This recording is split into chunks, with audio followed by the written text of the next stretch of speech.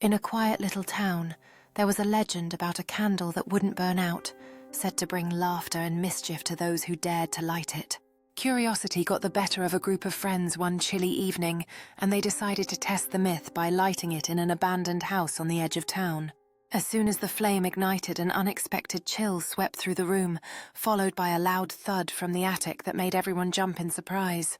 Determined to face their fears, they decided to investigate, only to find a mischievous spirit who loved playing pranks as much as they enjoyed laughter.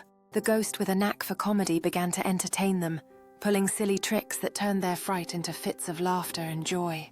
Emboldened by the spirit's antics, the friends decided to join in the fun, each taking turns telling jokes and stories, creating a night full of unforgettable memories.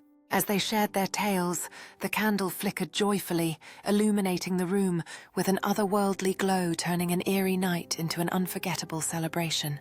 With laughter echoing through the night, they decided to capture the moment with a silly photo, including their newfound ghostly friend in the frame.